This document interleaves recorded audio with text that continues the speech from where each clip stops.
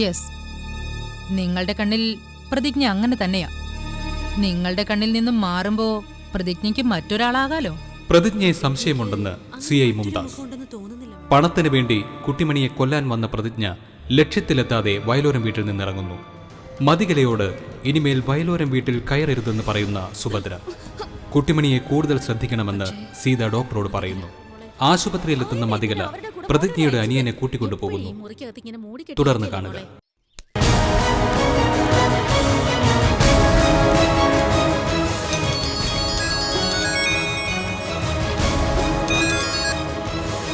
Hello, ഞാനാണ് മതികല.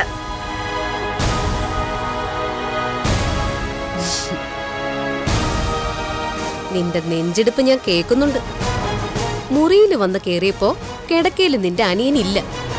ഞാൻ വന്ന് മയക്കി പ്രലോഭനങ്ങൾ കൊടുത്ത് പുറത്തേക്ക് കൊണ്ടുപോയി എന്നറിഞ്ഞപ്പോ നിന്റെ ഉള്ളിൽ ഒരു കൊള്ളിയാൻ പാഞ്ഞു.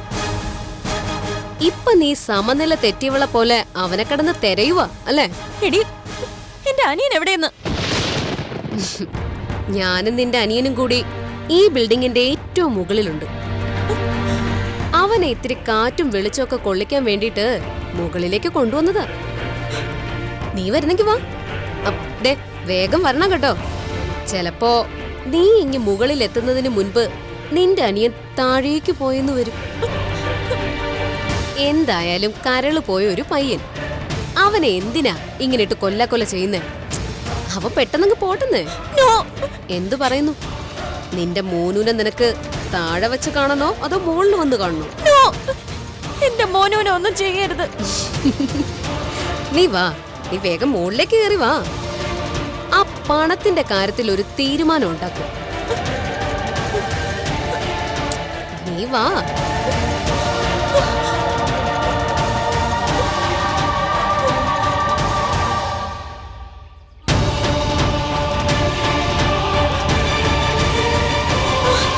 മോനു,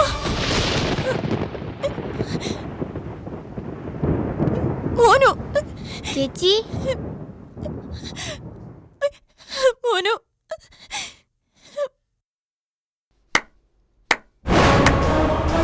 ഹലോ,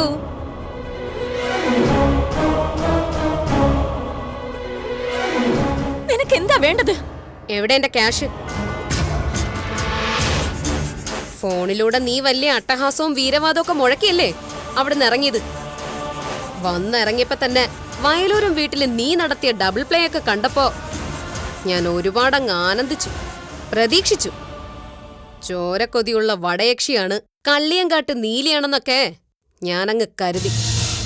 കാര്യത്തോടടുത്തപ്പോഴല്ലേ മനസ്സിലായത് ചോര കണ്ട പേടിക്കുന്നവളാ നീയെന്ന്. എന്റെ കയ്യിൽ നിന്ന് അഡ്വാൻസ് തുക 5 ലക്ഷം കിട്ടിക്കഴിഞ്ഞപ്പോ നീ ആറിയങ്ങ് തണുത്തു. വയലോരം വീട്ടിൽ നിന്ന് എനിക്ക് അടി കിട്ടാൻ വേണ്ടി ഞാൻ തന്നെ കാശ് മുടക്കി വാങ്ങിവെച്ചൊരു ചൂരൽ വടിയായി നീ മാറി. ഏറ്റെടുത്ത ദൗത്യം നീ ചെയ്തിരുന്നെങ്കിൽ നിന്നെ ഇട്ടുമൂടാനുള്ള പണവുമായി ഞാൻ ഇവിടെ വന്നേനെ. അയ്യോ, എന്നെ കൊണ്ടിതിനാവില്ല, എനിക്കൊരാളെ കൊല്ലാനുള്ള ചങ്കുറപ്പില്ലാന്ന് എന്നോട് തന്നെ തുറന്നു പറഞ്ഞിട്ടാണ് നീ വയലോരം വീട്ടിൽ നിന്നൊരു കിളി പോലും അറിയാതെ ഇറങ്ങിപ്പോയതെങ്കിലേ നിന്നോട് ഞാൻ ക്ഷമിക്കുമായിരുന്നു. അതാണോ നീ ചെയ്തത്? ആ പൊട്ടിപ്പെണ്ണിന്റെ ആരാച്ചാരായിട്ട് ഞാൻ നിന്നെ കെട്ടിയെടുത്തതാണെന്നും എന്നെ സൂക്ഷിക്കണമെന്നും വയലോരം വീട്ടുകാരോട് നീ വിളിച്ചു പറഞ്ഞു. എനിക്ക് കുട്ടിമണിയെ കൊല്ലാൻ കഴിയില്ല. കുട്ടിമണിയെന്നല്ല, ഒരു ഉറുമ്പിനെ പോലും കൊല്ലാനുള്ള മനസ്സുറപ്പ് എനിക്കില്ല. ഇത്ര ദുർബലമായ ഒരു മനസ്സായിരുന്നു നിന്റേതെങ്കിൽ പിന്നെ എന്തിനാ നീ എന്റെ കയ്യിൽ നിന്ന് 5 ലക്ഷം രൂപ എണ്ണി വാങ്ങിച്ചത്? എനിക്കിപ്പോ പണത്തിന്റെ ആവശ്യം ഉള്ളതുകൊണ്ട്. ഓഹോ, എങ്കിലേ എനിക്ക് എന്റെ പണം തിരികെ കിട്ടണം. തരും. എപ്പോ? എനിക്ക് കുറച്ച് സാവകാശം വേണം. ദേ നോക്ക്, പണത്തിന്റെ കാര്യത്തില് പലിശക്കാരേക്കാൾ മോശമാ ഞാൻ. നീ ചോദിച്ചപ്പോ അതേ വേഗത്തില് രൂപ 5 ലക്ഷം തന്നവളാ ഞാൻ. ആ പണം കരാറ് പൊളിഞ്ഞതിനാൽ തിരിച്ചു തരുന്നതാ നിനക്ക് നല്ലത്. സാവകാശോ സമയമൊന്നും തരാൻ എനിക്ക് പറ്റത്തില്ല. എനിക്കെന്റെ പണം കിട്ടണം. നീ തന്ന പണം ഇപ്പൊ എന്റെ കയ്യിലില്ല. ഓഹോ, ആ പണം നീ ഹോസ്പിറ്റലിലെ ട്രീറ്റ്മെന്റിന് വേണ്ടി കെട്ടിവെച്ചു അല്ലേ? അതെ. എങ്കിൽ വേഗം ചെന്ന് മാനേജ്മെന്റിനോട് പറയും അത് തിരികെ തരാൻ. നീ വാ, അവരോട് ഞാൻ സംസാരിക്കാം. ആ തുക നിന്റെ അനിയന്റെ ജീവന്. അത് വേഗം തിരികെ തരാൻ ഞാനായിട്ട് ആവശ്യപ്പെടാം.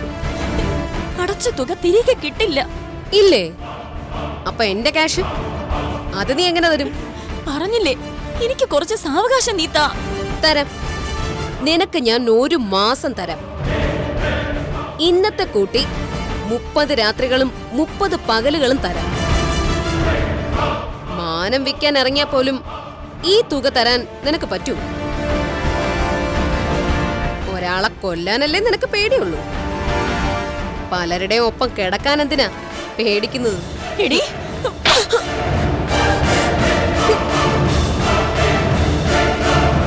നീ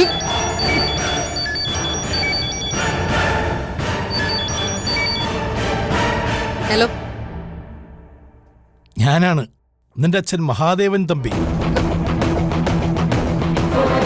അയ്യോ അല്ലല്ല, നിന്റെ അച്ഛനല്ലാത്ത വെറും ഒരു മഹാദേവൻ തമ്പി. ബാംഗ്ലൂർ ജയിലിന്റെ കൂറ്റൻ മതിൽക്കെട്ടുകൾക്കുള്ളിൽ നിന്നല്ലടി, ഈ നാട്ടിൽ നിന്ന് തന്നെയാ ഞാൻ വിളിക്കുന്നത്. നിന്നെ ഒന്ന് നേരിൽ കാണാൻ വേണ്ടി വന്നതാ. എന്നെ കാണാനോ? എന്റെ നിഘണ്ടുവിലും മഹാദേവൻ തമ്പിയുടെ അധ്യായം എന്നെ അവസാനിച്ചതാ. പക്ഷെ എന്റെ കണക്കുകളിൽ മതികല എന്ന അധ്യായം ആരംഭിച്ചിട്ടേ ഉള്ളൂ.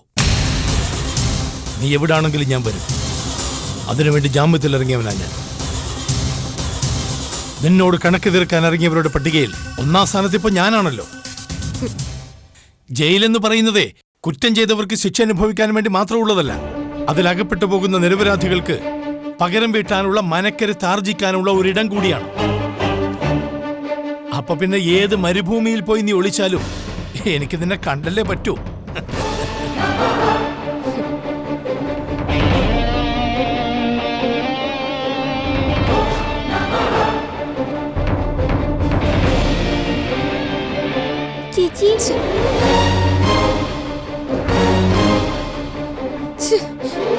ഡാഡി കിട്ടുന്നില്ലല്ലോ. തമ്പി ജാമ്യത്തിൽ ഇറങ്ങിയെന്നോ? അപ്പൊ പിന്നെ വയലോരം വീട്ടിലെ രവിയും പുറത്തിറങ്ങി കാണുമല്ലോ. നീ ചെവി നുള്ളിക്കൊടി.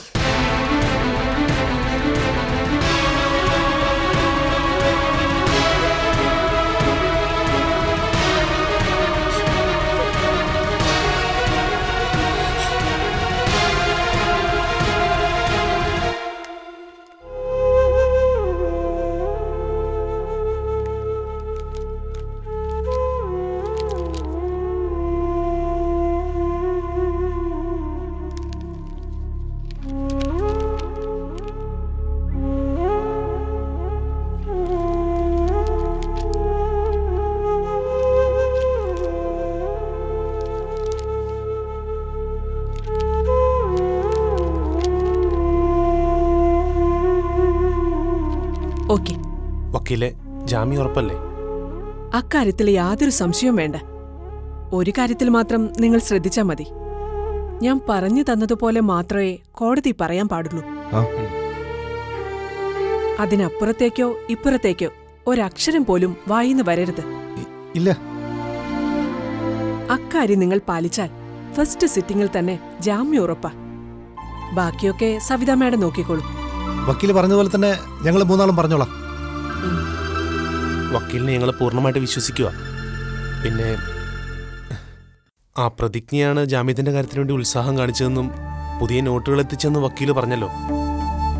അവരുടെ ഇടപെടൽ നമുക്ക് ഗുണമാണോ ദോഷമാണോ ചെയ്യുക? എന്താ സംശയം? ഗുണം തന്നെ. പെണ്ണായാൽ അങ്ങനെയായിരിക്കണം. എല്ലാ കാര്യങ്ങളിലും നല്ല ധാരണയുണ്ട്. ഈ ജാമ്യക്കാര്യം ഇത്ര ഫാസ്റ്റായത് തന്നെ ആ കുട്ടി ഇടപെട്ടതുകൊണ്ടാ. ആ, ഇനി വേറൊരു കാര്യം കൂടി പറയാം. ഞാൻ നിങ്ങൾക്ക് ചില പോയിന്റ്സ് ഒക്കെ പറഞ്ഞു തന്നില്ലേ കോടതിയിൽ പറയാൻ? അതിൽ ചിലതൊക്കെ പറഞ്ഞു തന്നത് ആ പ്രതിജ്ഞ. ആ, പിന്നൊരു പ്രധാന കാര്യം. ശിവാനി കേസിൽ മതികല അധികം വൈകാതെ തന്നെ അറസ്റ്റിലായേക്കും. നേരണോ വക്കീലേ? ആത്മഹത്യ ചെയ്ത നിലയിൽ അന്ന് കണ്ടെത്തിയ ബോഡി ശിവാനിയുടേതല്ലെന്ന് ഉറപ്പായല്ലോ. അവിടുന്ന് കിട്ടിയ ആത്മഹത്യാക്കുറിപ്പും വ്യാജമാണ്. CA മുംതാസ് മാഡം നല്ല കോൺഫിഡൻസിലാ. ശിവാനി കേസ് തള്ളിയാൽ ശിവയെ കൊന്ന കേസിൽ നിസ്സാരമായി രക്ഷപ്പെടാനാവും. മതികലയുടെ മെന്റൽ സർട്ടിഫിക്കറ്റ് മതിയാവൂ അതിന്. അപ്പൊ എല്ലാം പറഞ്ഞതുപോലെ കോടതി വെച്ച് കാണാം. ഓക്കെ? ശരി. ഓ, മനസ്സിനൊരു കുളിർമ കിട്ടിയ പോലെ വക്കീലിന്റെ വാക്ക് അക്ഷരം പ്രതി നടപ്പിലായാൽ മതിയായിരുന്നു. മതികല അറസ്റ്റിലാവുന്ന അത്രയ്ക്ക് ഉറപ്പുള്ളതുകൊണ്ടാണല്ലോ അക്കാര്യം വക്കീൽ നമ്മളോട് പറഞ്ഞത്. അയ്യപ്പൻകുട്ടി സാറിന്റെ അദൃശ്യ സാന്നിധ്യം ഇതിനെല്ലാം പിന്നിലുണ്ട്. നമ്മൾ മുമ്പ് ചെയ്ത നന്മയുടെ ഫലമാണ് ഇതെന്ന് കരുതിയാൽ മതി. നമ്മുടെ എല്ലാ കാര്യങ്ങളും അറിയാവുന്ന ആളാണല്ലോ അയ്യപ്പൻകുട്ടി സാറ്. ശിവയുടെ കേസിലും എന്താ നടന്നതെന്ന് നന്നായിട്ട് അറിയാവല്ലോ അയ്യപ്പൻകുട്ടി സാറിന്. അതെ. പിന്നെ ശിവാനിയുടെ മരണം, അതിന് പിന്നിൽ എന്തോ കളി നടന്നിട്ടുണ്ടെന്ന് അപ്പോഴേ എനിക്ക് തോന്നിയതാ. അതിപ്പോ ശരിയായി വന്നു. അതെ, ജാമ്യം കിട്ടുകയും കേസ് തേഞ്ഞു മാഞ്ഞ് ഇല്ലാതാവുകയും ചെയ്യും. പക്ഷെ ഇതിനെല്ലാം അപ്പുറത്ത് പുകയുന്ന വേറൊരു സംഗതി ഉണ്ട്. വയലോരം വീട്ടിൽ വന്നു കയറിയ പ്രതിജ്ഞ ദിവസങ്ങൾ കഴിയുന്തോറും ആ പ്രതിജ്ഞ അത്ഭുതമായിട്ട് മാറുകയാണല്ലോ. സീതേടത്തി പറഞ്ഞതിനേക്കാൾ മേന്മേലാണല്ലോ വക്കീലിപ്പോ വർണ്ണിച്ചത്. അതിന്റെ അമ്പരപ്പില്ല ഞാനും. വക്കീലിന് വരെ പോയിന്റ്സ് പറഞ്ഞു കൊടുക്കാന്ന് വെച്ചാ നമ്മളെ പുറത്തിറക്കാനും കുടുംബത്തെ സഹായിക്കാനും അവരെന്തിനാ ഇത്ര ആവേശം കാണിക്കുന്നതെന്നാണ് എനിക്ക് മനസ്സിലാവാത്തത്. ഒരു നന്ദി വാക്കുപോലും തിരിച്ചു കിട്ടാതെ നമ്മൾ പലർക്കും ഒത്തിരി സഹായങ്ങൾ ചെയ്തിട്ടില്ലേ വിച്ചളെ? അതിനുള്ള പ്രതിഫലമായിരിക്കും ഇത്. ആയിക്കോട്ടെ, പക്ഷെ ആര് എന്തിനെന്ന് അറിയണ്ടേ? സ്വർണം വിൽക്കാനും വക്കീൽ ഫീസ് കൊടുക്കാനും ഒക്കെ ആയിട്ട് സീത നന്നേ കഷ്ടപ്പെട്ടിട്ടുണ്ട്. അവിടെ താങ്ങായി നിന്നത് ഈ പ്രതിജ്ഞയാണ്. ആലോചിക്കും തോറും കുരുക്കുകൾ മുറുകി വരികയാണല്ലോ. എന്തായാലും നമുക്ക് ജാമ്യം കിട്ടാൻ പോവല്ലേ? പുറത്തെത്തിക്കഴിഞ്ഞാൽ എല്ലാ ചോദ്യങ്ങൾക്കും ഉത്തരം കിട്ടും.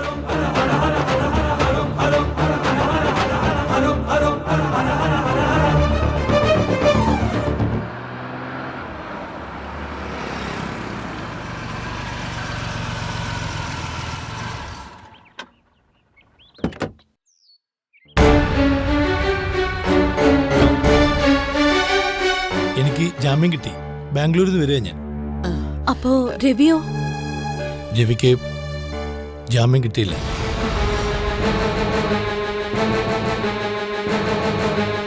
അതെന്താ രവിക്ക് ജാമ്യം കിട്ടാഞ്ഞത്? അത് രണ്ടാളുടെ ജാമ്യത്തിന് വേണ്ടിയാ ശ്രമിച്ചത്. പക്ഷേ അതെന്താ തമ്പി സാറേ അങ്ങനെ? രണ്ടാളെ ഒരുമിച്ചല്ലേ അറസ്റ്റ് ചെയ്തത്? അപ്പൊ ഇറങ്ങുന്നത് ഒന്നിച്ചായിരിക്കണ്ടേ? ഇക്കാര്യത്തിൽ എന്നെ നിങ്ങൾ സംശയിക്കരുത്. ഞാൻ പറഞ്ഞ സത്യമാ. എനിക്കും രവിക്കും ഒന്നിച്ച് ജാമ്യം കിട്ടാനായി തന്നെയാ കാര്യങ്ങൾ നീക്കിയത്. പക്ഷേ അവസാനം ജാമ്യം അനുവദിച്ച് കിട്ടിയത് ഒരാൾക്ക് മാത്രം. രവിയെ ജയിലിലാക്കി ഞാൻ മാത്രം പുറത്തിറങ്ങുമെന്ന് തോന്നുന്നുണ്ടോ നിങ്ങൾക്ക്? അങ്ങനെയാണെങ്കിൽ ഇവിടെ വന്ന് എനിക്ക് എങ്ങനെ നിൽക്കാൻ പറ്റുമോ? തമ്പി സാർ അങ്ങനെയൊന്നും കാണിക്കില്ലെന്ന് ചിന്തിക്കില്ലെന്നും അറിയാം. പക്ഷേ രവിക്ക് മാത്രം ജാമ്യം കിട്ടിയില്ലെന്നറിഞ്ഞപ്പോ മനസ്സിനൊരു ആ മനപ്രയാസം എനിക്കും ഉണ്ട്. രവിയെ നമുക്ക് ജാമ്യത്തിൽ ഇറക്കാം. രവിയെ മാത്രമല്ല, ഇവിടെ ഉള്ളവരെ. ജാമ്യം കിട്ടാതിരിക്കാൻ മതികലയും ഡാഡി മാക്സിമം ശ്രമിച്ചിരുന്നു. അവളതിന് ശ്രമിച്ചില്ലെങ്കിലേ അത്ഭുതമുള്ളൂ. അവളിവിടെ കാണിച്ചു കൂട്ടാൻ ഒന്നും ബാക്കിയില്ല. അന്നൊരിക്കൽ കുട്ടിമണിയെ ഇല്ലാതാക്കാൻ വേണ്ടി ശിവാനിയെ ഇളക്കി വിട്ടതുപോലെ അവള് വീണ്ടും ഒരാളെ കൂടി രംഗത്തിറക്കിയിരുന്നു. ആരത്? അവള് കൊണ്ടുവന്ന കൊച്ചെ അവളെപ്പോലെ മനസ്സ് കരിങ്കല്ലായ ആളല്ലാത്തത് നമ്മുടെ ഭാഗ്യം. തെറ്റുകുറ്റങ്ങളെല്ലാം ഏറ്റുപറഞ്ഞ് ആ കൊച്ച് വന്നതുപോലെ പോയി. എന്നിട്ടും മതികല മതം പൊട്ടി നടക്കുക. ഇടയ്ക്ക് അവൾ ഇവിടെ പൊറുതിക്ക് വന്നിരുന്നു. രവിയുടെ ഭാര്യയാണെന്നും പറഞ്ഞാ കയറി വന്നത്. രവിയുടെ ഭാര്യയാണെന്നും പറഞ്ഞോ? ആ, നിയമപരമായി ബന്ധം വേർപെടുത്താത്തിടത്തോളം ഭാര്യയുടെ അവകാശം ഉണ്ടെന്ന്. ഞാനും രവിയോട് ജയിലിലാവാൻ കാരണം അവൾ ഒറ്റൊരുത്തിയാ. അതൊക്കെ ഞങ്ങൾക്കറിയാം. നാണവും മാനമില്ലാതെ ഒരുമ്പിട്ടിറങ്ങിയ പിന്നെന്ത് ചെയ്യാനാണ്? ഇവിടെ ഞങ്ങളുടെ ബാലനെയും മനസ്സിനെയും പിച്ചളയും ജയിലിൽ കയറ്റിയതും അവള് തന്നെ. ആ ശിവാനി മരിച്ചിട്ടില്ലെന്നൊക്കെയാ മുംതാസ് മാഡം പറയുന്നത്. മരിച്ചിട്ടില്ലെന്നോ? ഇല്ല, ശിവാനിക്ക് പകരം വേറെ ആരെയാണ് മരിച്ചതായിട്ട് കാണിച്ചത്. എന്നിട്ട് ബാലേട്ടന്റെയും സിജന്റെയും പിച്ചളയുടെയും പേര് ചേർത്ത് ഒരു കത്തും എഴുതി വെച്ചു. അവൾ അതും അതിന് അപ്രൂവ് ചെയ്യും. അവൾ തന്നെ ഡെഡ് ബോഡി കത്തിക്കരിഞ്ഞ നിലയിൽ കാണിച്ച് സർവരെയും വിഡ്ഢിയാക്കിയ ആളല്ലേ. പിന്നെ ഭാര്യയുടെ അവകാശം. ഒരു ഭാര്യയാകണമെങ്കിൽ ആദ്യം നല്ലൊരു പെണ്ണാവണം. ആ രണ്ട് കാര്യത്തിലും അവളും അവളുടെ അമ്മയും ലോക പരാജയങ്ങളാ. രവിയെപ്പോലെ ഒരാൾ ഭർത്താവായി കിട്ടാൻ തപസ്സിരിക്കണം. ഒരർത്ഥത്തിൽ പറഞ്ഞ രവിയുടെ ഭാര്യയായിരിക്കാൻ അവൾക്ക് യാതൊരു അർഹതയുമില്ല. തമ്പി സാറേ, രവിയെ പുറത്തു കൊണ്ടുവരാനാവില്ലേ? കൊണ്ടുവരാനാകും. രവിയെ മാത്രമല്ല, ബാലനെയും സുജനെയും പിച്ചളെയും നമ്മൾ പുറത്തു കൊണ്ടുവരും. ചില കാര്യങ്ങൾ നിശ്ചയിച്ചുറപ്പിച്ചിട്ട് തന്നെയാണ് ഞാനിങ്ങോട്ട് വന്നത്. മതികളുടെയും അവളുടെ ഡാഡിയുടെയും നെറികെട്ട കളികൾക്ക് ഒരവസാനം ഉണ്ടാവണം. ആദ്യം ഞാൻ അവളൊന്ന് കാണട്ടെ.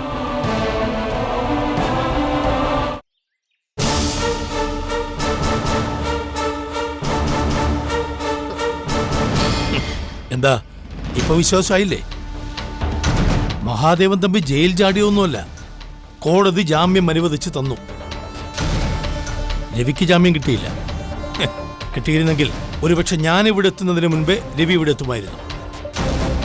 അങ്ങനെയായിരുന്നെങ്കിൽ എനിക്ക് നിന്നെ ഇങ്ങനെ ജീവനോട് ഇവിടെ കാണാൻ കഴിയുമായിരുന്നില്ല. ഞാനിപ്പോ വയലോരം വീട്ടിൽ നിന്നാണ് വരുന്നത്.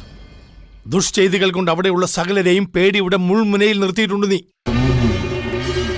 നീ കാരണം കണ്ണീരൊടുക്കുന്നവർ, ജയിലിൽ കിടക്കുന്നവർ, ജീവിതം വഴിമുട്ടിയവർ, പരലോകത്ത് പോയവർ, എല്ലാം കലികാലമെന്ന് പറഞ്ഞ് നിന്നെ ന്യായീകരിക്കാൻ ഞാനില്ല. കോടതി എനിക്ക് ജാമ്യം അനുവദിച്ചത് നിന്നോട് കണക്ക് ചോദിക്കാൻ വേണ്ടി മാത്രമാണ്. എല്ലാവർക്കും വേണ്ടി നിന്നോട് ഈ മഹാദേവൻ തമ്പി എണ്ണി എണ്ണി കണക്ക് ചോദിക്കും. സത്യവും ധർമ്മവും സഹിഷ്ണുതയും കൊണ്ട് നിന്നോട് ജയിക്കാൻ പറ്റില്ല. നിന്റെ മുന്നിൽ ഒരു നീചനായി മാറാൻ മനസ്സിനെ പാകപ്പെടുത്തിയെടുത്തിട്ടാ ഈ മഹാദേവൻ തമ്പി വന്നിരിക്കുന്നത്. അയ്യോ, വാക്ഷരങ്ങൾ കൊണ്ട് എന്നെ ശരശയിൽ കിടത്തല്ലേ. അല്പം മുമ്പ് ഫോണിലൂടെ ഞാൻ പറഞ്ഞതല്ലേ, നിങ്ങൾ ഒരടഞ്ഞ അധ്യായമാണെന്ന്. തീക്ഷ്ണമായ അനുഭവങ്ങൾ സഹിക്കാൻ വയ്യാതെ തമ്പി സാറിനെന്താ വട്ടായി പോയോ? ജൽപ്പനങ്ങൾ അവസാനിപ്പിച്ച് മടങ്ങി പോവാൻ നോക്ക്, അതാ നിങ്ങൾക്ക് നല്ലത്. നിന്റെ സർവ്വ കുതന്ത്രങ്ങൾ മനസ്സിലാക്കിയിട്ട് തന്നെയാടി ഈ ഞാൻ വന്നിരിക്കുന്നത്. എതിരാളിയെ അപഹസിക്കാനും തരം താഴ്ത്താനുമാണല്ലോ നീ ആദ്യം നോക്കുന്നത്. നാക്കുകൊണ്ടും പ്രവൃത്തി കൊണ്ടും നീ തളർത്തിയ സർവരെയും താങ്ങി നിർത്താൻ വേണ്ടിയാ ഈ തമ്പി വന്നിരിക്കുന്നത്. എന്തിനാ ഇങ്ങനെ വെറുതെ വളച്ചു കിട്ടുന്നേ? പേടിക്കണ്ട, പറയാനുള്ളതൊക്കെ നേരിട്ട് തന്നെ അങ്ങ് പറഞ്ഞു. പേടിയോ? എനിക്കോ? ഓരോ നിമിഷവും പേടി കൂടിക്കൂടി വരുന്നത് നിനക്കല്ലേ? ഇപ്പൊ എന്റെ ഈ വരവ് കൂടി ഉണ്ടായ സ്ഥിതിക്ക് നീ കൂടുതൽ ഭയന്നല്ലേ പറ്റൂ. ബാലിനെയും മനസ്സുജനെയും പിച്ചളെയും നീ ജയിലിലാക്കി. അതോടെ വയലോരം വീട്ടിന്റെ അടിവാരം ഇളകിയെന്ന് നീ ചിന്തിക്കുന്നുണ്ടെങ്കിൽ നിനക്ക് തെറ്റി.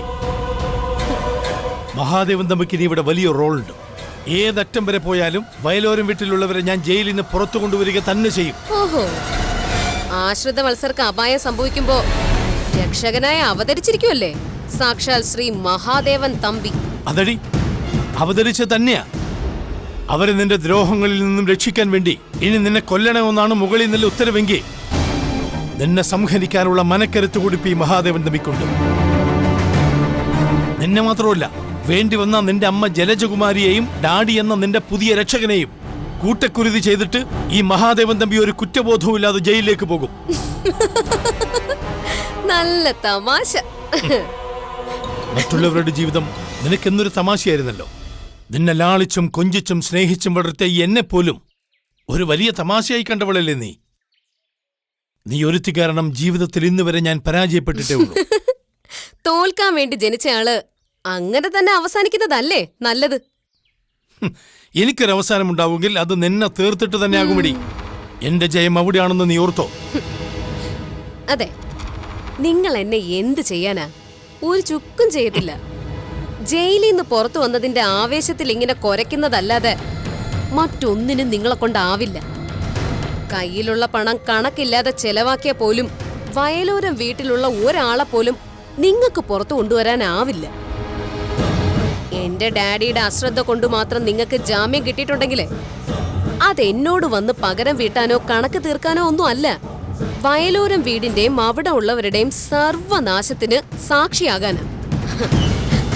കളി ഗ്യാലറിയിലിരുന്ന് കാണാൻ വേണ്ടി ടിക്കറ്റ് എടുത്തു വന്ന ഒരു ഹതഭാഗ്യനാ മിസ്റ്റർ മഹാദേവൻ തമ്പി. നീ എന്താ പറഞ്ഞേ? നിന്റെ തലോടിയ കൈയായത്. ഈ കൈ കൊണ്ടിങ്ങനെ നിന്നെ കഴുത്ത് ഞെരിച്ച് കൊല്ലാനാണ് യോഗമെങ്കിൽ അത് ഞാൻ ചെയ്യൂടി.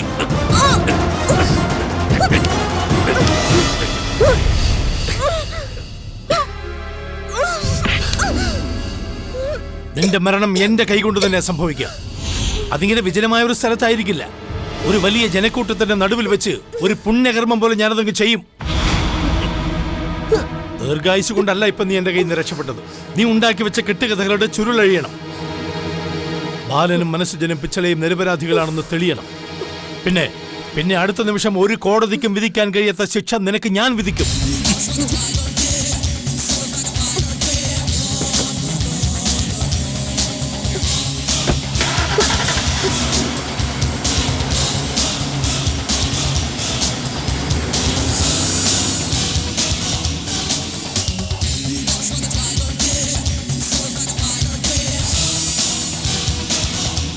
ശിവാനിയുടെ മരണം, അതിന്റെ പേരിലുള്ള അറസ്റ്റ്, ഇതിൽ മതികല നടത്തിയ പ്ലേ എല്ലാം തെളിഞ്ഞു കഴിഞ്ഞു.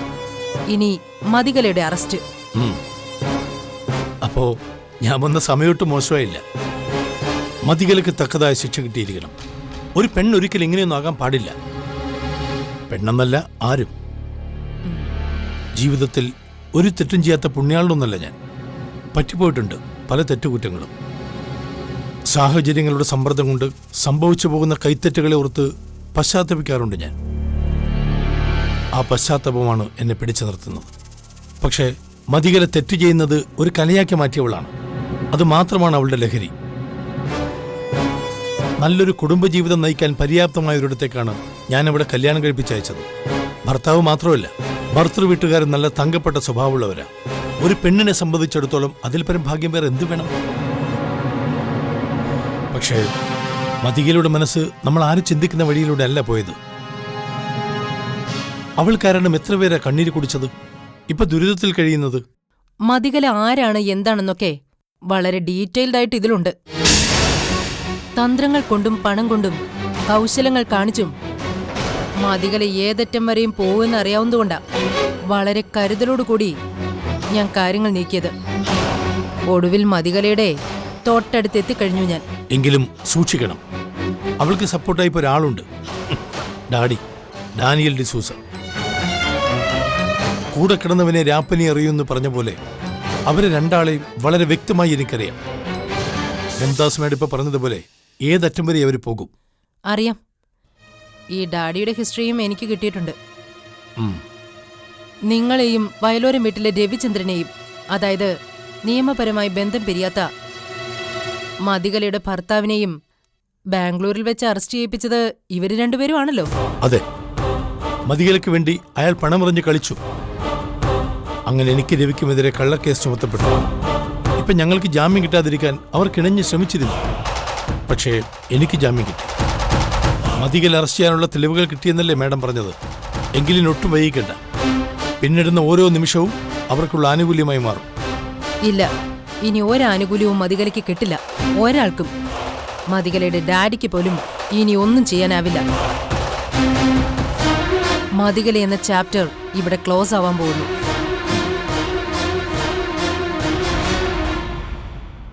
തമ്പി സാറിന് ജാമ്യം കിട്ടി, എന്നിട്ടും രവിക്ക്. അതാണ് എനിക്കും പിടികിട്ടാത്തത്. അങ്ങനെ ഒരാൾക്ക് മാത്രമായിട്ട് ജാമ്യം കിട്ടുമോ?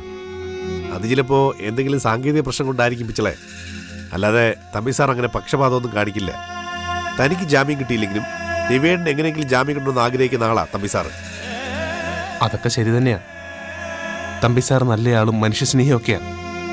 നന്മ മാത്രം ചിന്തിക്കുന്ന ഒരു മനസ്സുകൊണ്ട് തമ്പി സാറിന്. പക്ഷേ ഇതിലെന്തോ ബാലേട്ടന് തോന്നിയ പോലെ എനിക്കും തോന്നുന്നത്. രണ്ടാൾക്ക് ജാമ്യം കിട്ടാതെ ഒരാൾക്ക് മാത്രം ജാമ്യം കിട്ടിയതിൽ എന്തോ പൊരുത്തല്ലായ്മ ഉണ്ട്. അങ്ങനൊന്നും ഇല്ല പിച്ചളെ. രണ്ടാൾക്ക് ജാമ്യത്തിന് ശ്രമിച്ചിട്ടുണ്ടാവും, കിട്ടിയത് ഒരാൾക്ക് മാത്രം, അത്രേ ഉള്ളൂ.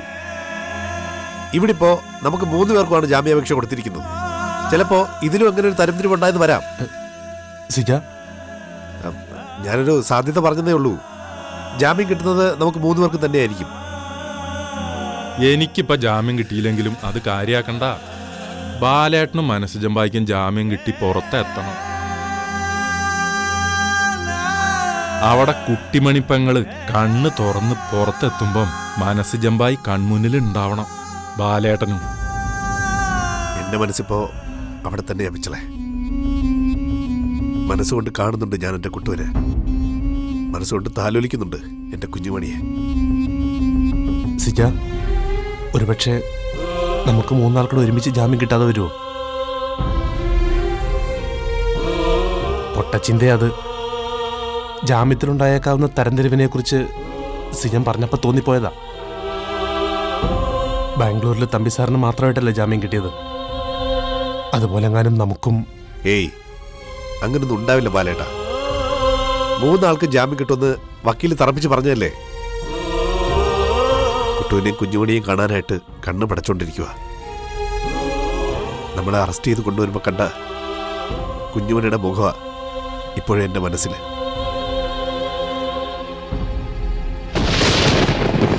മോളെ കുഞ്ഞുമണി, മോളെ കറന്റ് മോള്, മോളെ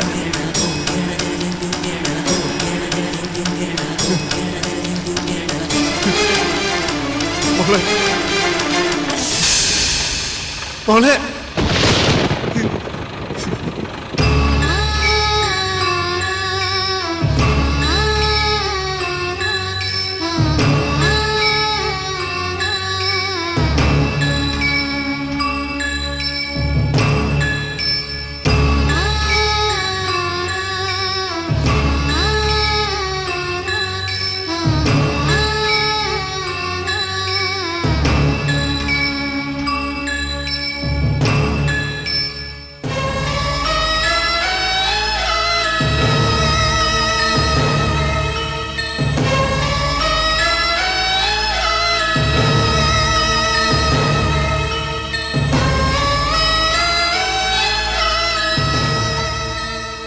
ബാലേട്ടന് ഉള്ളിലുള്ള ഒരു ആവലാതി പറഞ്ഞു എന്നുള്ളൂ. നമ്മൾ 3 ജാമ്യം കിട്ടി പുറത്തിറങ്ങും.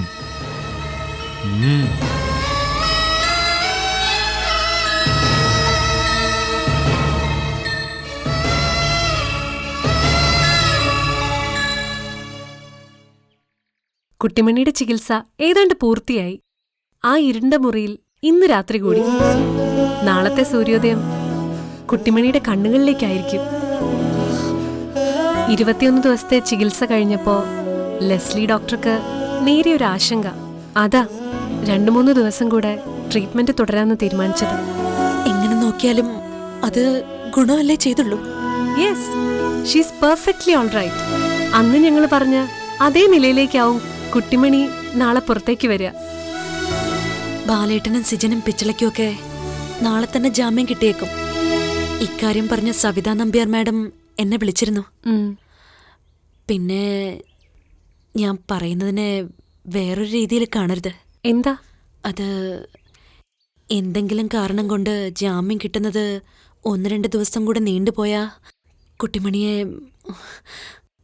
ഇവിടെ തന്നെ നിർത്താൻ പറ്റുമോ? ഓ, അതാണോ? അതിനെന്താ പ്രശ്നം? ട്രീറ്റ്മെന്റ് പൂർത്തിയായ ഒരാളെ ഇവിടെ നിർത്തുന്നതിന് സാങ്കേതികമായ തടസ്സങ്ങൾ ഉണ്ടെങ്കിലും കുട്ടിമണിക്ക് അത് ബാധകമല്ല. ഇന്നത്തെ ആശുപത്രികൾ എന്താണ്? വരുന്നവരാരായാലും ചികിത്സ നൽകുക, നയാ പൈസ കുറയ്ക്കാതെ ബില്ലടപ്പിക്കുക, പറഞ്ഞുവിടുക. ശരിക്കും പറയുന്നത് ആതുര സേവനം എന്നാ നടക്കുന്നതോ? അതിനെക്കുറിച്ചൊക്കെ പറയാൻ തുടങ്ങിയ ഇന്നൊന്നും തീരില്ല. ആ, പിന്നെ കുട്ടിമണി കണ്ണു തുറന്ന് വെളിച്ചത്തിലോട്ട് വരുമ്പോ പലതും ചോദിച്ചെന്നിരിക്കും. ഇവിടെ നടന്നതൊന്നും പറയണ്ട കേട്ടോ. അവരുടെ അറസ്റ്റും അവര് 3 പേരും ജയിലിലായതൊന്നും പറഞ്ഞ് ആദ്യം തന്നെ കുട്ടിമണിയുടെ മനസ്സ് കലക്കണ്ട. കാര്യങ്ങളെല്ലാം പതിയെ പറഞ്ഞു കൊടുക്കാം. മനസ്സിലായി, ഞാനത് ശ്രദ്ധിച്ചോളാം. വീട്ടിലെത്തിയാലും ഇത്തരം കാര്യങ്ങളിൽ കുറച്ച് ശ്രദ്ധ പുലർത്തണം. മനസ്സ് വേദനിപ്പിക്കുന്ന ഒന്നും ഉണ്ടാവാതെ നോക്കണം. ചെറിയൊരു വാക്കുകൊണ്ട് പോലും മനസ്സ് നോവാൻ ഇടവരരുത്. അങ്ങനെ തന്നെയാ ഞങ്ങൾ എന്നും കുട്ടിമണിയെ നോക്കിക്കൊണ്ടിരുന്നത്. കുട്ടിമണിയുടെ ആഗ്രഹങ്ങൾക്ക് വേണ്ടി ഞങ്ങളുടെ ഇഷ്ടങ്ങൾ വരെ മാറ്റിവെച്ചിട്ടുണ്ട്. എന്നും പ്രശ്നമായിട്ട് നിന്നത് മതികല മാത്രമായിരുന്നു.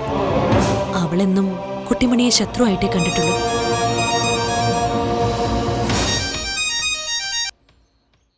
ഹലോ ഹലോ മോളെ സീതേ, ഇത് ഞാനാ അപ്പച്ചിയമ്മ. എന്താ അപ്പച്ചിയമ്മേ? മോളൊന്ന് വേഗം ഇങ്ങ് വന്നേ. ആ നാശം പിടിച്ചോള് വീണ്ടും വലിഞ്ഞേറി വന്നിട്ടുണ്ട്. ആര്? കലയോ? ആ അതെ, വന്ന് മുറി കയറി എന്തൊക്കെയാ വാരി വലിച്ച് പരിശോധിക്കുക. പരിശോധിക്കുന്നോ? എന്താ അവരുടെ ഉദ്ദേശമെന്ന് മനസ്സിലാകുന്നില്ല. മോള് വേഗം ഇങ്ങി വാ. ശരി ശരി അപ്പച്ചമ്മേ. പറഞ്ഞു തീർന്നില്ല, അവളുടെ ശല്യം വീണ്ടും തുടങ്ങി. എന്താ? അപ്പച്ചമ്മയാ വിളിച്ചത്. മതികല വീണ്ടും വീട്ടിലോട്ട് പോയി എന്തൊക്കെയോ കാണിച്ചു കൂട്ടുന്നെന്ന്. ഞാൻ പെട്ടെന്നൊന്ന് പോയി നോക്കട്ടെ. പൊയ്ക്കോളൂ.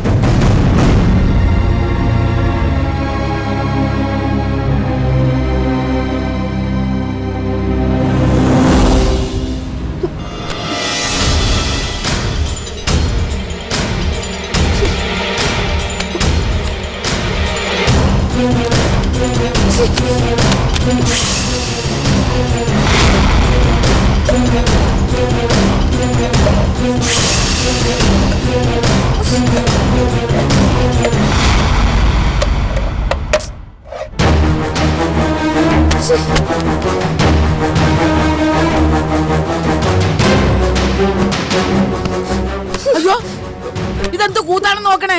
വീട്ടിൽ കയറി ഒന്ന് ഒരുത്തി കാണിച്ചു കൂട്ടുന്ന തോന്നിയാസങ്ങൾ കണ്ടോ? ഇടി നിർത്താൻ. ഇറങ്ങി പോടി ഈ വീട്ടിൽ നിന്ന്. എന്റെ വായിലിരിക്കുന്ന വല്ലതും കേക്കണ്ടെങ്കിൽ വീണ്ടും ഇവിടെ നിന്നോണം. എന്താടി സുഭദ്ര പറഞ്ഞ കേട്ടില്ലേ? നിന്റെ ഒരു മുതലും ഇവിടെ ഇരിപ്പില്ല. മര്യാദയ്ക്ക് ഇറങ്ങി പൊയ്ക്കോണം.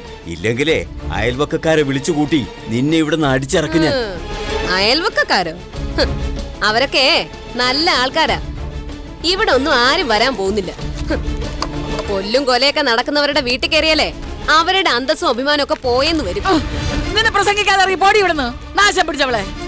നിന്റെ എന്തോന്നാണ് ഇതിനകത്തിരിക്കുന്നത്? എനിക്ക് നഷ്ടപ്പെടുത്താൻ കഴിയാത്ത ഒന്നുണ്ട്. അത് കൈ കിട്ടിയിട്ടേ ഞാൻ ഇവിടുന്ന് പോവും. എന്റെ മുരുക, ഇതെന്തൊരു പരീക്ഷണമാണ്.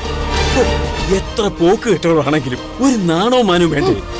പല ആവർത്തി അടിച്ചിറക്കിയിട്ടും പിന്നെയും എന്തിനാടി വലിഞ്ഞു കയറി വരുന്നത്? ഒന്ന് മിണ്ടാതെ പോകുന്നുണ്ടോ? ഇല്ലെങ്കിൽ രണ്ടിനെ മുറിയിൽ പിടിച്ചിട്ട് പൂട്ടും ഞാൻ. ഞങ്ങളുടെ വീട്ടിൽ കയറി വന്ന് അതിക്രമം കാണിച്ചിട്ട് ധിക്കാരം പറയുന്നോടി. ഈ നിമിഷം ഇവിടെ നിന്ന് ഇറങ്ങിക്കൊള്ളണം. നിന്റെ ഒരു കുന്ത്രാണ്ടോ ഈ വീട്ടിലില്ല. ഇവളെന്തോ കൂടോത്രം കൊണ്ട് വന്നതാ. ഈ വീടിന്റെ മുക്കിലും മൂലയിലും ഒക്കെ വയ്ക്കാനാ ഇവളെ ഇവിടെ തപ്പിയും തടയും ചെയ്യുന്നത്. ഇങ്ങോട്ട് ഇറങ്ങടി. എടി ഇറങ്ങാ ഇങ്ങോട്ട്. ഇങ്ങോട്ട് ഇറങ്ങടി. എടി ഇറങ്ങാ ഇങ്ങോട്ട്. അയ്യോ സുഭദ്ര, വേണ്ടോ വേണ്ടാന്ന് വെക്കുമ്പോ പ്രായം വയ്യാകെയൊന്നും ഞാൻ നോക്കത്തില്ലട്ടോ. ഇല്ലടി, നീ ഒന്നും നോക്കില്ലടി. കൊന്നും കൊല കുളിച്ചും കറ തീർന്നവളല്ലേ നീ. ഈ വീട്ടിൽ കയറി ഒന്ന് അകമതി കാണിക്കുന്നു. സീതയെ ഞാൻ അറിയിച്ചിട്ടുണ്ട്. ഇപ്പൊ എത്തും. നിന്റെ എന്ത് ആക്രികളാണ് ഇവിടെ ഇരിക്കുന്നതെന്ന് അറിയണമല്ലോ. വരട്ടെ വരട്ടെ. സീത എന്താ വന്ന ഉടനെ എന്നെ മൂക്കി കെട്ടിക്കളയൂ? നീ എന്നെ പിടിച്ചു തള്ളിയല്ലേടി? ഇതിന് സീത നിന്നോട് ചോദിക്കും. അവൾ ഇങ്ങോട്ടൊന്ന് വന്നോട്ടെ. സീതയായിരിക്കും. അവള് വണ്ടി വിളിച്ച് ഓടി വന്നതാ. നീ ഇവിടെ തന്നെ നിൽക്കണം. കാണിച്ചു തരുന്നുണ്ട് നിനക്ക്. നിങ്ങൾ വാ.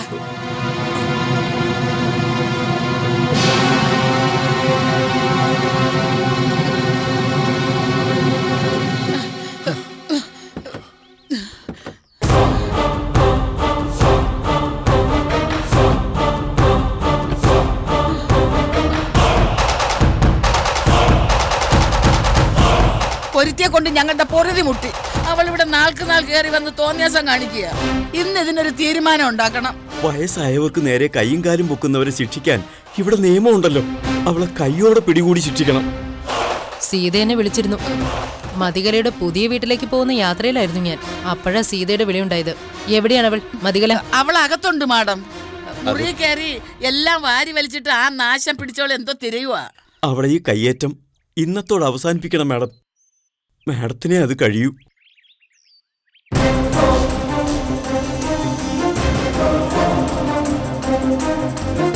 ആ ദാ ഇറങ്ങി വന്നല്ലോ. ക്ഷിപ്രകോപിയും വരപ്രസാദിനിയുമായ സാക്ഷാൽ മതികല. ഞാനിവരെ അങ്ങോട്ട് അയക്കായിരുന്നു പിടിച്ചിറക്കിക്കൊണ്ടുവരാൻ. നിങ്ങക്ക് വേറെ പണിയൊന്നും ഇല്ലേ? സന്നാഹങ്ങളുമായിട്ട് എന്നെ പിടിക്കാൻ ഇറങ്ങിയതാണോ? എന്റെ മേലിൽ കൈവച്ചാലേ പോലീസാണെന്നൊന്നും നോക്കത്തില്ല ഞാൻ. വിവരം അറിയും. വിവരങ്ങളും വസ്തുതകളൊക്കെ അടിവരയിട്ട് ഉറപ്പിച്ചിട്ടാ നിന്നെ തേടി ഞാൻ വന്നത്. അവളുടെ അഹമ്മതി കണ്ടോ മാഡം? ഈശ്വരൻ എന്നൊരാളുണ്ടടി മൂദേവി. കണ്ടോ? എന്റെ നേരെ കൈപോക്കിയപ്പോ പോലീസ് വന്നിറങ്ങിയത് കണ്ടോടി? ഇനി ഒന്ന് തൊട്ട് നോക്കടി. എന്താടി പിശാചേ, കൈ പൊങ്ങുന്നില്ലേ? പ്രായമായവരെ ദ്രോഹിച്ചാലുള്ള ശിക്ഷ എന്താണെന്ന് ഇവൾ അറിയണം മാഡം. ഇവളെ അറസ്റ്റ് ചെയ്യണം മാഡം. മതികളെ അറസ്റ്റ് ചെയ്യാൻ തന്നെ ഞാൻ വന്നത്.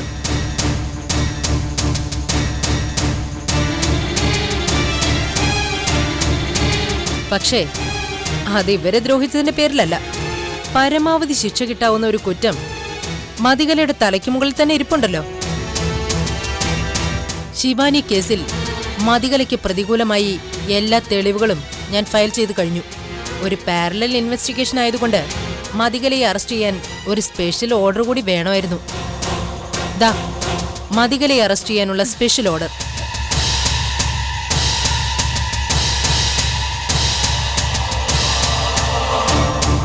അപ്പച്ചമ്മേ, മോളെ സീതെ, മുംതാസ് മാഡം ഈ ഭദ്രകാളിയെ അറസ്റ്റ് ചെയ്യാൻ പോവുക. ശിവാനിയെ കൊന്നത് ഇവളാണത്രേ.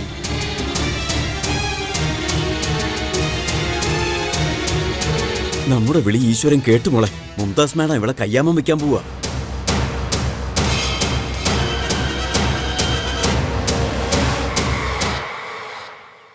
ദേ, ഈ നിൽക്കുന്ന ഈ അപ്പച്ചമ്മയുണ്ടല്ലോ, എന്നെ പോലെ നിന്നെ മോളായിട്ടാ കണ്ടത്. പക്ഷെ നിന്റെ ദ്രോഹം സഹിക്കാൻ വയ്യാതായപ്പോ കണ്ണീരോട് പറഞ്ഞിട്ടുണ്ടായിരുന്നു, നിന്നെ കയ്യാമം വെച്ച് കൊണ്ടുപോകുന്നൊരു മുഹൂർത്തം ഉണ്ടെങ്കിൽ അത് ഈ വയലോരം വീട്ടിന്റെ മുറ്റത്ത് വെച്ചായിരിക്കുമെന്ന്. അതിപ്പോ സംഭവിച്ചു. മതികല്ലേ, നിന്റെ കഷ്ടകാലം തുടങ്ങാൻ പോവാ. ഇത്രയും കാലം ഞങ്ങളെ ദ്രോഹിച്ചതിനുള്ള ശിക്ഷ എണ്ണി എണ്ണി നീ അനുഭവിക്കാൻ പോവാ. മാഡം, കയ്യാമം വെച്ച് ഇവളെ ഇവിടുന്ന് കൊണ്ടുപോയി തരുവോ? ഈ നാശം ഇവിടുന്ന് ഇറങ്ങിയിട്ട് വേണം ഞങ്ങൾക്ക് ഈ വീട് ചാണകവെള്ളം തെളിച്ച് ശുദ്ധമാക്കാൻ. അവളെ പിടിച്ച് വണ്ടി കയറ്റ്.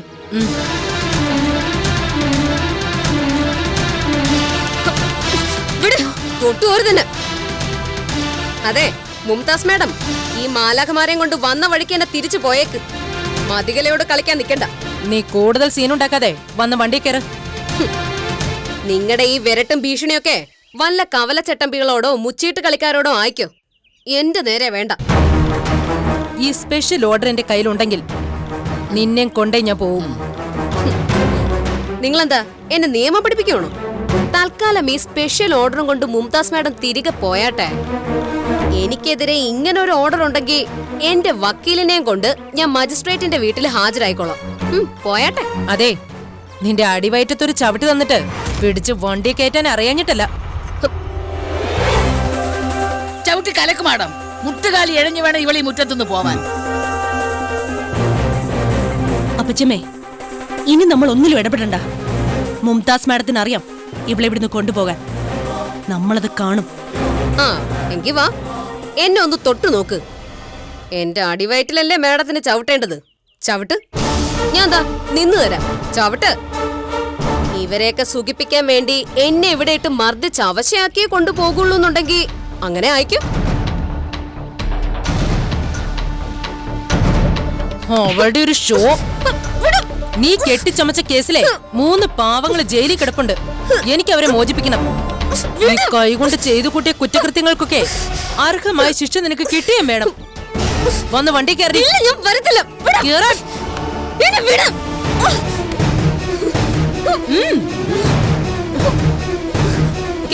മുംതാസ് മാഡം, എന്റെ ശാരദയും അച്യുതനും അന്തി ഉറങ്ങുന്ന മണ്ണായത്. വന്നു കയറിയ നാൾ മുതൽ ഞങ്ങളെ കണ്ണീര് കൊടുപ്പിച്ചുകൊണ്ടിരിക്കുന്ന ഇവക്ക് ഇങ്ങനെ ഒരു അവസാനം ഉണ്ടാകണേ എന്ന് നാഴികയ്ക്ക് 40 വട്ടം കണ്ണീരൊഴുക്കി പ്രാർത്ഥിച്ചുകൊണ്ടിരിക്കുന്നവളാ ഞാൻ. എന്റെ പരുത്തിക്കാവിലമ്മയ്ക്ക് ശക്തി ഉണ്ടെന്ന് തെളിഞ്ഞല്ലോടി ഇപ്പം. നിന്റെ ഒടുക്കത്തെ പോക്കല്ലേ. മരണം വരെ ജയിലിൽ കിടന്ന് ഓർക്കാൻ വേണ്ടി ഈ അപ്പച്ചിയമ്മയുടെ വക ഒരു സമ്മാനം കൂടി തരാടി നിനക്ക്.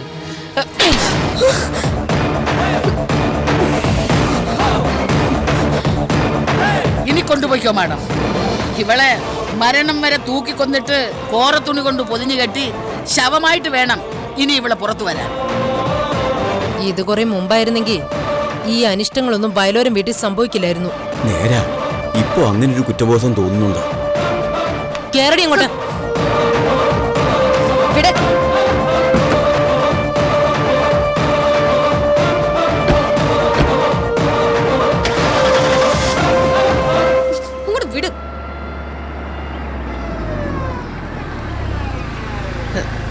എന്റെ ശാരദയുടെ മരണത്തിന്റെ അന്ന് ജലജകുമാരി എന്ന അമ്മ പിശാചിനെയും കൂട്ടി കയ്യിലൊരു റീത്തുമായി വന്നു കയറിയ പുന്നാര മരുമോള ഓ എന്റെ പരുത്തിക്കാവിലമ്മേ, ശക്തിയുള്ളവളല്ലയോ നീ? ശിവാനിയെ കൊന്നത് മതികരയാണെന്ന് തെളിഞ്ഞാൽ നമ്മുടെ ബാലനെയും മനസ്സിജനെയും പിച്ചളയും കോടതി വെറുതെ വിടുമല്ലേ മോളെ? അതെ അപ്പച്ചപ്പ, എല്ലാവരും പുറത്തു വരും. വയലോരം വീടിന്റെ സന്തോഷം നമുക്ക് തിരിച്ചു കിട്ടുകയും ചെയ്യും. എന്റെ മുരുക,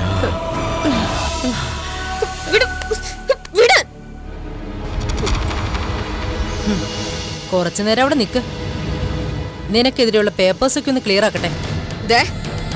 മര്യാദക്ക് എന്നെ പറഞ്ഞു വിട്ടോ, ഇല്ലെങ്കിലുണ്ടല്ലോ. അടങ്ങി നിക്കടി. എത്രയൊക്കെ സംയമനം പാലിച്ചാലും നിന്നെ പോലെയുള്ളവര് കാരണം തനി സ്വഭാവം പുറത്തെടുക്കേണ്ടി വരും. അതെന്നെ കൊണ്ട് എടുപ്പിക്കല്ലേ.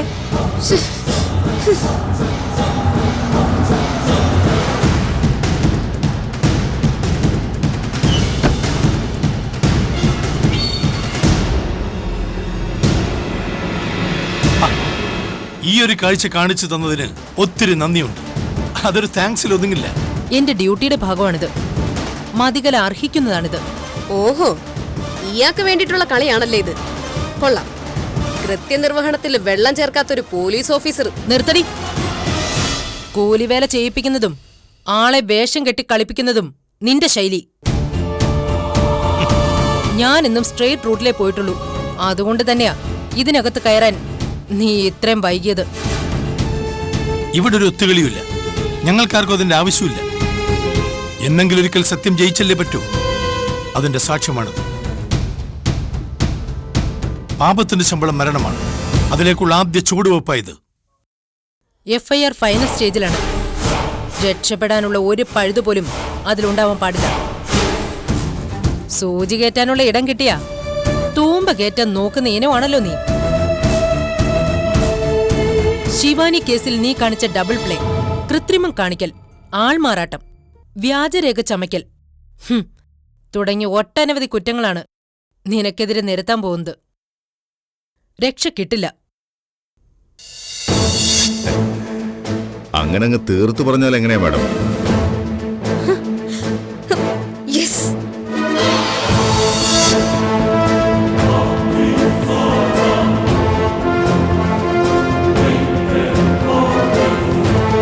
ഇങ്ങനെ ലോക്കപ്പിൽ പിടിച്ചിടാൻ മാത്രം എന്റെ മോൾ എന്ത് കുറ്റമാണ് ചെയ്തത്?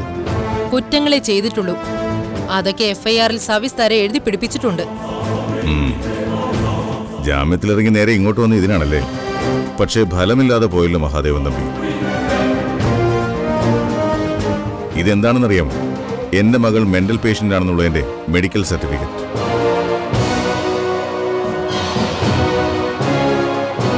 ബുദ്ധിഭ്രമം സംഭവിച്ച ഒരാളെ ഇങ്ങനെ കസ്റ്റഡിയിലെടുത്ത് ലോക്കപ്പിലിടുക എന്ന് വെച്ചാൽ എന്താ മാഡം സ്ഥിതി? മീഡിയക്കാര് കണ്ണും കാതും തുറന്നിരിക്കുക. ദേ, ഇതൊന്ന് അങ്ങോട്ട് ഇട്ടുകൊടുത്താ അവര് പൊളിച്ചടുക്കിക്കോളും. കാണണോ? യാതൊരുവിധ ക്യാരക്ടറില്ലാത്ത ഇയാളുടെ വാക്കുകേട്ട് ഇറങ്ങി പുറപ്പെടുമ്പോൾ ഓർക്കണമായിരുന്നു ആരോടാണ് കളിക്കുന്നതെന്ന്. ഇത് ഡാഡിയാ, ഡാഡി. ആ, മാഡത്തിന് വല്ല ഫോൺ കോളും വന്നോ? ഇല്ലേ? എങ്കിലിപ്പോ വരും. മോളെ, നിന്നെ ഇവർ ഉപദ്രവിച്ചോ? ഹേയ്, പക്ഷേ എല്ലാം ഞാൻ മനസ്സിൽ കുറിച്ചിട്ടിട്ടുണ്ട്. ഹലോ, ഞാനാണ് ശ്രീനിവാസൻ, SP. സർ, അവിടെ എന്താ നടക്കുന്നത്? സർ, അത് ഒരാളെ കസ്റ്റഡിയിലെടുക്കുമ്പോൾ വെയർ അബൌട്ട്സ് ഫുള്ളായിട്ട് അറിയണ്ടേ? ഇത് പഴയ കാലമൊന്നുമല്ല. പക്ഷെ മതികല... എല്ലാം എനിക്കറിയാം. എത്രയും പെട്ടെന്ന് അയാളെ വിട്ടേക്ക്. വെറുതെ ഒരു പ്രശ്നം ഉണ്ടാക്കണ്ട. ശരി സർ. അപ്പൊ എങ്ങനെയാ? മോളെ വിട്ടുതരല്ലേ? ആ, വേണമെങ്കിൽ അതിന് മോളിൽ നിന്ന് വിളിപ്പിക്കാം.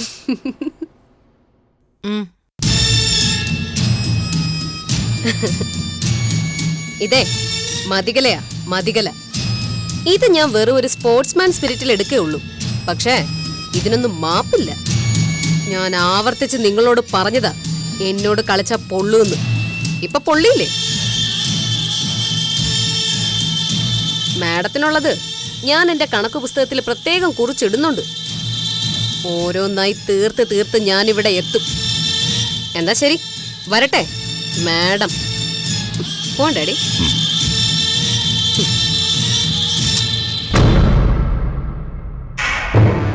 എന്നാ പോട്ടെ മഹാദേവൻ തമ്പി.